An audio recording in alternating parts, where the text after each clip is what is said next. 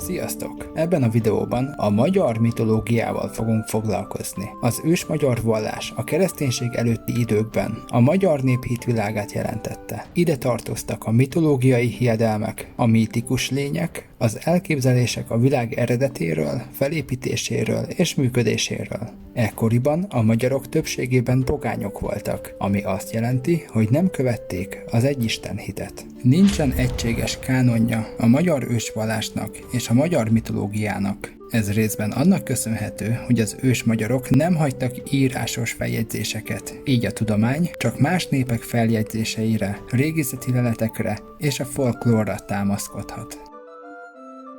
Mi több, a kereszténység is igyekezett eltörölni a pogány hit tanait és emlékeit.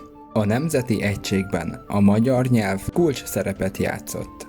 A nyelv megtartotta önálló létét, de az ősi magyar népcsoport emberlétszáma mára már teljesen kihalt, vagy legalábbis szélsőségesen lecsökkent. A hunok közül sokan keresztények lettek, illetve a magyarságba beolvadt avarok is bizonyítottan keresztények voltak. Azt is tudjuk, hogy az ősmagyarok egy része már a honfoglalás előtt megkeresztelkedett, keleti rítusok szerint. A 9. században Közép- és Kelet-Európában a kereszténység aktívan terjeszkedett. Annak ellenére, hogy a kereszténység ilyen erőteljesen jelen volt már, a magyarság többsége még mindig pogányvallást gyakorolt a 9. század végén.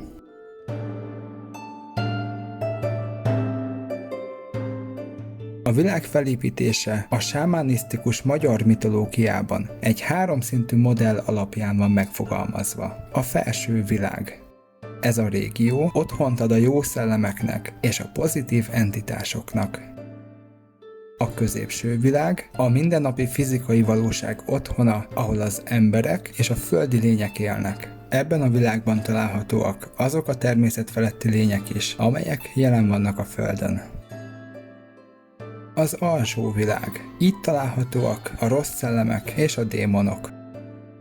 Hasonlóan más ősi világmodellekhez a magyar mitológiában is van egy központi elem, a világfa vagy életfa, más néven tetejetlen fa.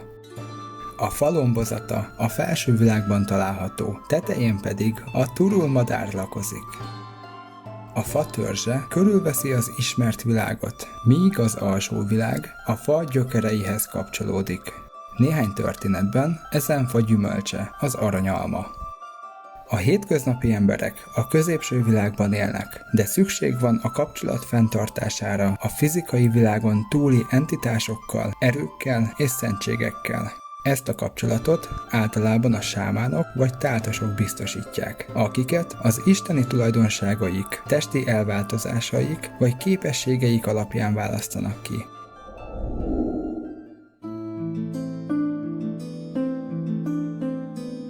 Az ősi hiedelemvilág a sámánizmusra, vagy más néven a sámán hitre épült. A sámánok voltak a kapcsolattartók az emberek világa és a felső világ között. A sámán vagy a táltos képes volt az időjárást befolyásolni.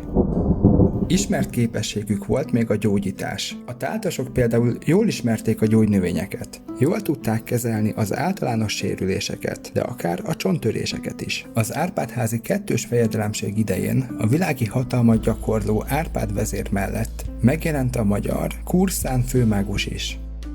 Géza uralkodása idején még jelentős befolyással rendelkeztek, de a kereszténység terjedésével elveszítették hatalmukat. Az ősök hagyományát kezdetben apáról fiúra adták át, később azonban minden alkalmas személyt tanítottak a mágia művészetére.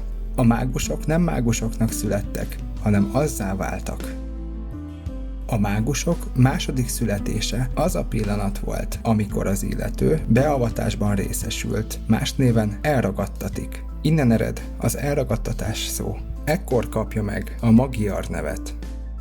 Apropó, csak nekem tűnt fel az, hogy a magyar, mint szó, nagyon hasonlít a magyar, vagy a mágus szóra. Érdekes, lehet, hogy van összefüggés. A 12. és 13. században a mágusokat tanítóknak, látnokoknak, jósoknak, illetve gyógyítóknak hívták. Azonban ezután rejtőzködniük kellett. A sámánizmusban voltak még további specialisták. Ilyenek voltak például a javasok. elsősorban gyógyítással és jóslással foglalkozó papok voltak. További specialisták a garaboncok voltak. Garabonciás tanulóból lehetett mágus, javas és táltos is egyaránt. A mágusok mellett segédkeztek a harsányok. Valószínű innen ered a harsány melléknevünk. A harsányok énekkel és zenével segítették a mágusok tevékenységét. Azonban nagyon kevés információ maradt fent róluk.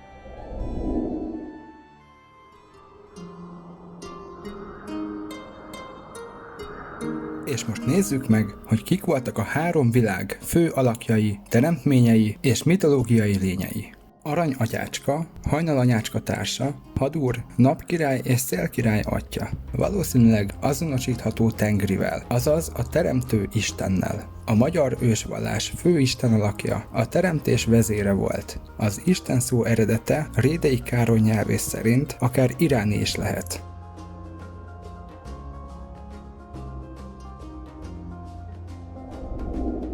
Az Isten a magyarok körében elvontabb és misztikusabb volt, mint a kereszténység személyesített istenképe. Az eurázsiai sztyeppei népek körében a legfőbb istenség Tengri volt. Őt nem ábrázolták emberi formában, mint más vallások isteneit. A magyarok az isten fogalmukat sajátjukként érezték, és úgy is beszéltek róla, mint a magyarok istenéről. Az idők során az ő alakja egyé vált a keresztény istenképpel. Hajnalanyácska, más néven boldogasszony, anyaistennő vagy istenanya, földanya néven is nevezik.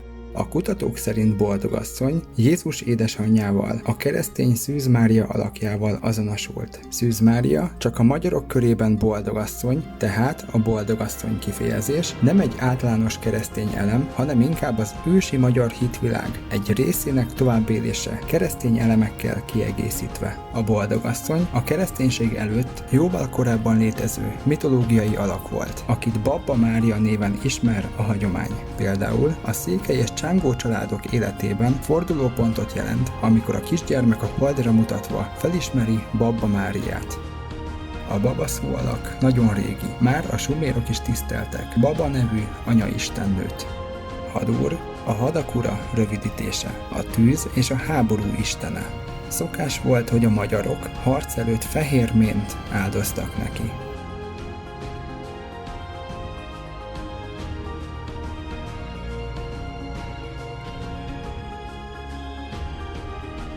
Aranyatyácska fia volt még, a napkirály. Minden nap ezüst szőrű lovával keletről nyugatra lovagol, látva mindent, ami alatta van. A szél királya, más néven szélatya. A szél és az eső magyar istene, a szélanya férfi megfelelője. Szélanya, a szél szelleme. Bölcs idős nő, a világfa ágai között lakozó öregasszony, aki a világ végén lévő hatalmas hegyen található barlangjából engedi ki a szelet, hogy játékával viharokat és forgószeleket hozzon létre.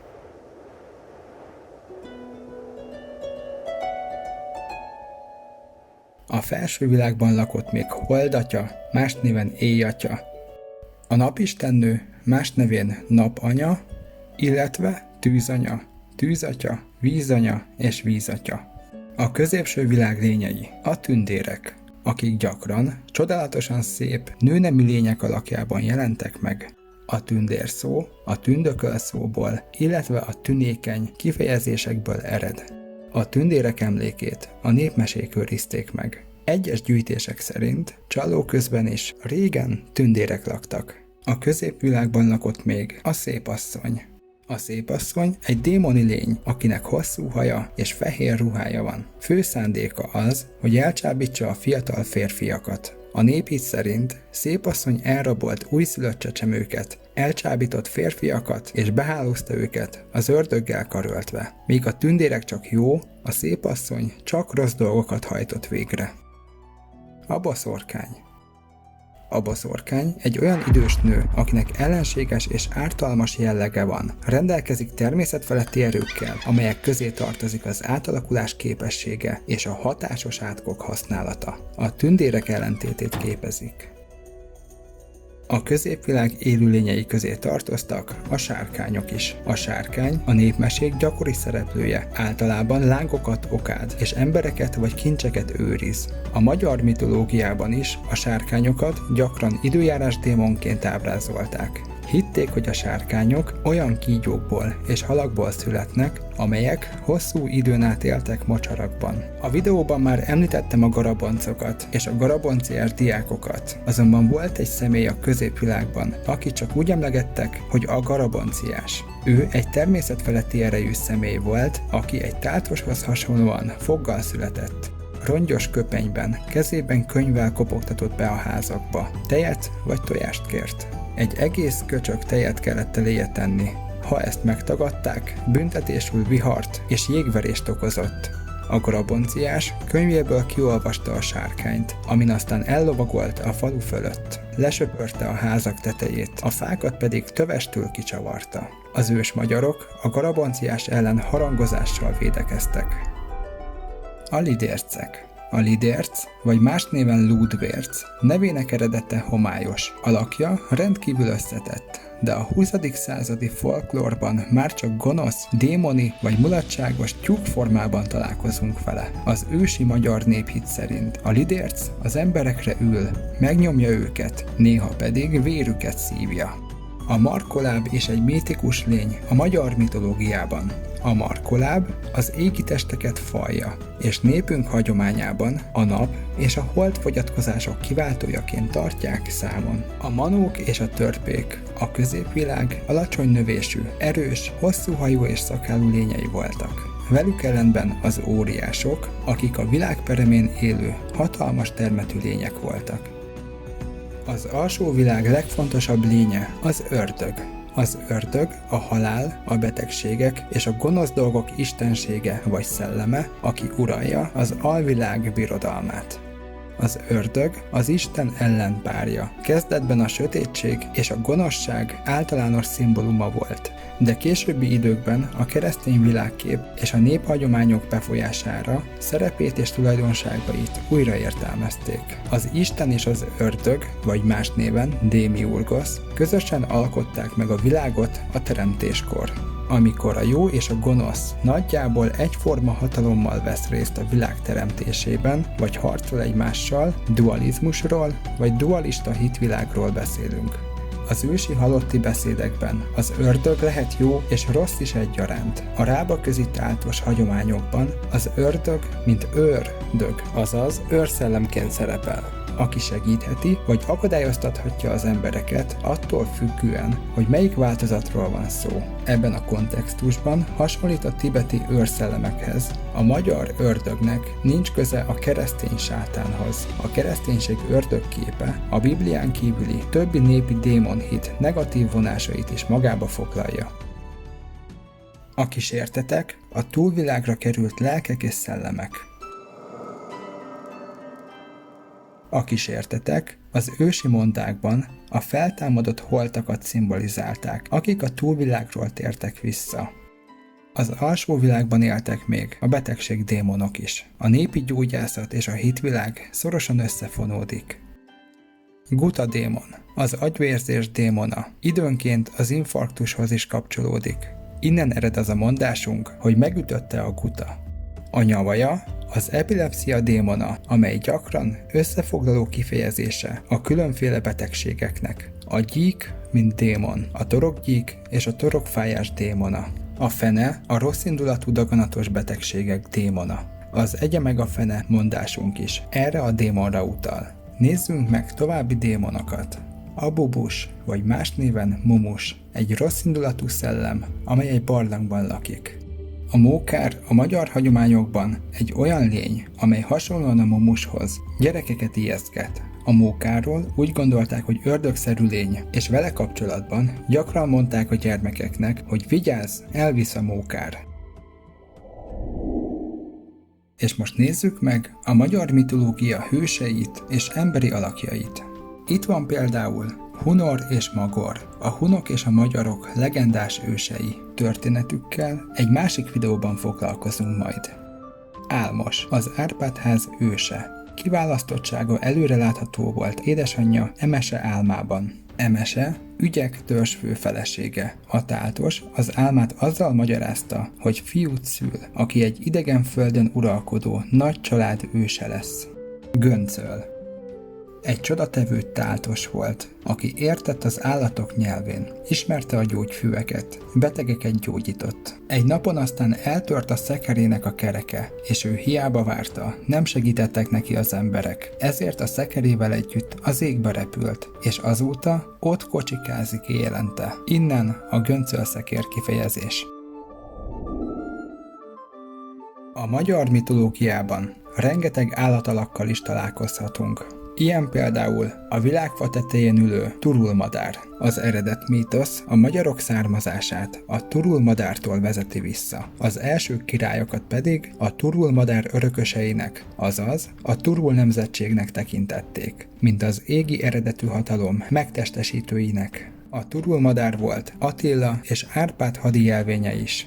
A griff, vagy más néven griffmadár egy mesés lény, amelynek testét az oroszlán, fejét és szárnyait pedig a sas ihlette meg. A hagyományok szerint a griff különösen hatalmas és fenséges lény, amit az égi eredetű hatalom megtestesítőjének tekintettek, hasonlóan az oroszlánhoz, a szárazföldi királyhoz és a sashoz, a madarak királyához. A griff neve a görög csőr vagy kampos orr szóból ered. A griff az alvilágból való visszatérést is segíti. A magyar népmesében ismert fehér ló fia az alvilágból való visszatérése során egy griff hátán utazik a felső világba. A griffeket gyakran összetett állatoknak tartották, és számos hiedelem és mese keringett róluk, például állítólag vonzotta őket az arany és a drága kövek csillogása. Tollaikat gyakran használták a vakság gyógyítására, fészküket sziklákra vagy barlangok mélyére rakták. Állítólag kristályhéjú tojásaik voltak. A griffmadár a hűség szimbóluma is. A csodaszarvas mélyen gyökerezik a hun-magyar mondákban és a magyar népi hagyományokban. A mítoszok szerint Isten küldte ezt a mítikus vezérállatot, amely fontos szerepet játszott a magyar nép kultúrájában. A magyar kutatók felismerték, hogy a csodaszarvas mitológia keleti és nyugati elemeket is tartalmaz, ami utalhat a mese gazdag és sokrétű hátterére. Elképzelhető, hogy a honfoglaló magyarok elhozták magukkal a keleti típusú csodaszarvas legendát, amely később keveredett a keresztény vadászok védőszentjének történeteivel. A csodaszarvas szimbolizálja az újjászületést, a megújulást és a napot. A csodaszarvas számos eurázsiai nép és észak-amerikai indián törzs kultúrájában is fontos szerepet játszik. Az oroszlán szerepe a régi hitvilágban a bátorság, nemesség, merészség megtestesítője, a királyi hatalom jelképe és védelmezője. A kutyák a régi hitvilágban az alvilághoz tartozó halott kísérő, közvetítő és gonosz erők eszközei voltak, lény és lélekhordozó állat. Innen származnak azok a szólásaink, mint például kutya szülte, ebatta, kutyafajta, vagy a kutyafáját. Másik nagyon fontos állat a fehér ló volt, amit az ősi magyar nép nagy becsben tartott. Gyakran feláldozták ezeket a lovakat mágián, különösen csaták előtt, hiszen hitték, hogy ez növeli a siker esélyét. Az őseink az ország megszerzésére is ezt használták. Állítólag egy fehér lóval vásárolták meg a területet Svatopluktól. A lovat a hiedelem szerint vele temették el.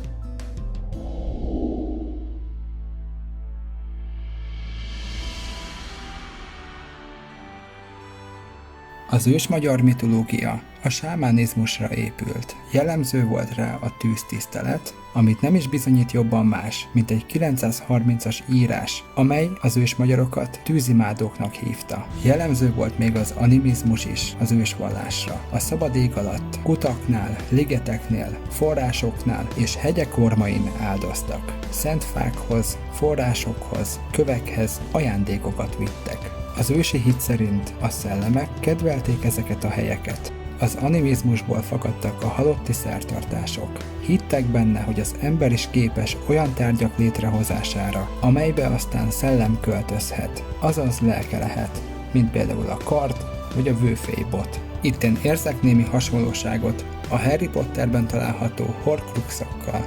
A magyarokra jellemző volt az őskultusz vagy halott kultusz, azaz az ősök nagy hatalmú szellemeibe vetett hit.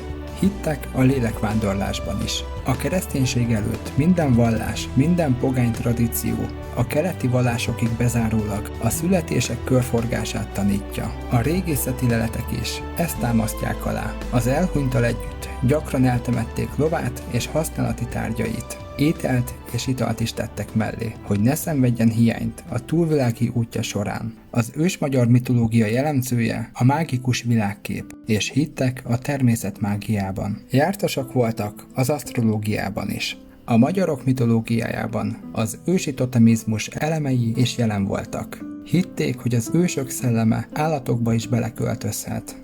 A vezérkultusz jelentősége hatalmas volt az ősi magyar államvallás kialakulásában, és fontos szerepe volt az etnogenezisben, azaz a népi alakulásban.